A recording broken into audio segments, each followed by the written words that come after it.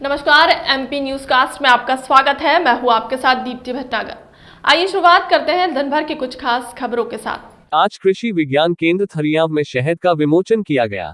साथ ही मधुमक्खी पालन बॉक्स का वितरण 75 कृषकों को दिया गया, जो हमारे 75 प्रशिक्षणार्थी प्रशिक्षण प्राप्त कर चुके हैं। शहद का हब बनाने के लिए कृषि विज्ञान केंद्र फतेहपुर ने बीड़ा उठा लिया है।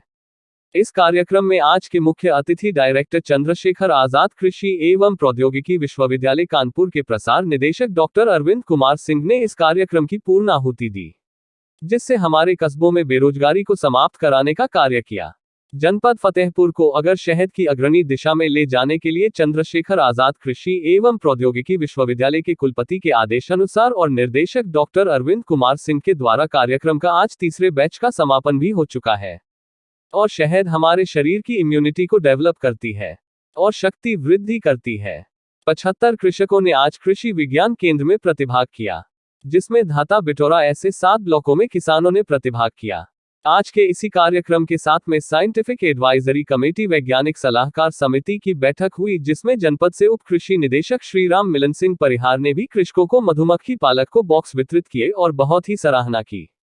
उन्होंने कृषि विज्ञान केंद्र की सराहना करते हुए कहा कि हमारे जनपद में वैज्ञानिकों की टीम जो कृषकों के लिए हमेशा तत्पर रहते हैं और वैज्ञानिकों की तकनीक देने के लिए हमेशा तैयार रहती है। जिला उद्यान अधिकारी राम सिंह यादव उपस्थित रहे। उन्होंने किसानों को जैविक खेती करने के लिए प्रेरित किया। आप लोगों को बताते चले कि आज के कार्यक्रम में गृह वैज्ञानिक डॉक्टर साधना वैश्य, पशु वैज्ञानिक डॉक्टर देवेंद्र स्वरूप, प्रशिक्षण सहायक गृह विज्ञान डॉक्टर अलका कटिहार, प्रसार वैज्ञानिक doctor Naushad Alam, agronomy doctor Jitendra Singh और फसल सुरक्षा वैज्ञानिक डॉक्टर जगदीश किशोर लोगों ने अपने सुझाव रखे। आइए सुने क्या बताया प्रशिक्षण सहायक गृह विज्ञान डॉक्टर अलका कटिहार ने। आप देख रहे हैं MP news cast Uttar Pradesh, bureau Sanjay Patel, Fatehpur से। हमारे यहाँ टमाटर बहुत हो रहा है और मार्केट में अच्छा मूल्य नहीं मिल पा रहा है, तो इसी स्टेज पे हम अपनी महिलाओं का प्रशिक्षण शुरू कर देते हैं। जो हमारी ग्रामीण महिलाएं हैं उनको टमाटर केचप बनाना हम लोग बता देते हैं, टमाटर से पाउडर कैसे टमाटर का तैयार करना है इस पे बता देते हैं। तो इस तरह से हमारे प्रशिक्षण चलते रहते हैं। धूप बत्ती है, अगरबत्ती पर प्रशिक्षण है और हवन सामग्री पर प्रशिक्षण है। इस तरह से जैसे हमने गुलाब का गुलकंद अपनी महिलाओं को बनाना बताया। तो जितने भी रोजगार परक प्रशिक्षण है, प्रयास रहता है कि जो हमारे जनपद फतेहपुर की महिलाएं हैं उनको दिया जाए। जी, जैसे कि अभी हम देख रहे थे कुछ वाटिकाएं बनाए हुए हैं, वहाँ किन किन औषधियों का पौधों का रोपण करवाएं? जी, तो जैसे हम लोग यहाँ पे हमेशा पोषकी गृह वाटिका हम लोगों ने लगाई, लेकिन जब ये कोरोना काल आया 2 साल पहले, तो मैंने देखा कि हमारी औषधियाँ ही काम आ रही हैं और ग्रामीण महिलाएं थी जो उनके पास इतनी औषधियाँ नहीं थी, यहाँ तक कि तुलसी के पौधे भी मैंने उनके घर पे नहीं पाए। तो मैंने हर गांव में महिलाओं को प्रशिक्षण दिया और कहा कि अपने घर में कम से कम 10-12 तरह की तो औषधि रखिए, जिसमें मुख्य हमारा गिलोय है, एलोवेरा है, सतावर है, वच है, तुलसी की 4-5 वैरायटी हैं।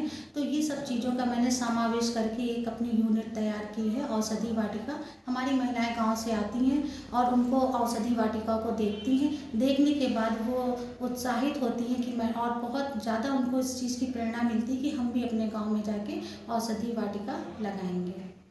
आपका शुभ परिचय? मैं डॉक्टर अलका कटिहार, गृह विज्ञान से कृषि विज्ञान केंद्र धन्यवाद। Thank you. इसमें पहली एक हमारी बबुई तुलसी है। इसका अधिकतर प्रयोग हमारे किसान भाई तेल निकाले में करते हैं।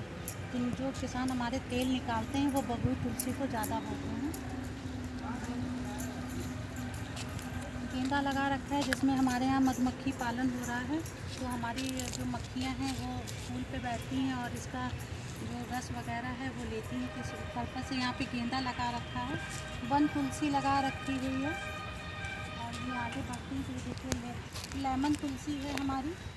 पहचान इसकी इस तरह से है कि जब हम पत्ती लेते हैं और उसको स्मेल करते हैं तो बिल्कुल नींबू की तरह महकती है। तो इस तरह से हम पहचान कर लेते हैं उसकी।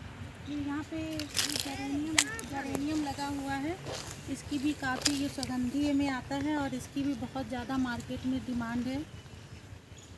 यहाँ पे देखिए, यहाँ पे मैंने लगा रखा है ये पान तुलसी है। ये इसकी जो पत्ती की महक है बिल्कुल पान की तरह है। ये देखिए, आप देख रहे हैं कितनी मधुमक्खी आई हैं यहाँ पे। बहुत सारी मधुमक्खियाँ यहाँ पे हैं, इस पे रहती हैं। रखा है। तो खस का प्रयोग हम, जैसे हमारे किसान भाई हैं, उनके खेतों में पानी बहुत भरा रहता है और कोई भी फसल नहीं ले पाते हैं, तो उस जगह पे हम वहाँ खस लगा देते हैं, जिससे कि उनकी इनकम जो एडिशनल इनकम है वो बढ़ जाती है। पामा रोज़ा भी है, इसकी भी काफ़ी डिमांड है मार्केट में, क्योंकि इसका भी तेल निकलता है और काफ़ी महंगा बिकता है। इसी तरह से देखिए आजकल कहते हैं लेमन ग्रास का बहुत है। जब ये कोरोना आया था तो ये लेमन ग्रास है वो हमारा, तो इसकी चाय काफ़ी प्रसिद्ध हुई थी। तो इस तरह से यहाँ पे हमारी सगंधी वाटिका में लेमन हमने लगा रखा है। अब आगे बढ़ते हैं। देखिए ये हमारा एक विलुप्त प्रजाति संरक्षण की धीरे धीरे, जिसमें हमारा ये गूलर है, इमली है, कैथा है, किन्नी है, बढ़ार है।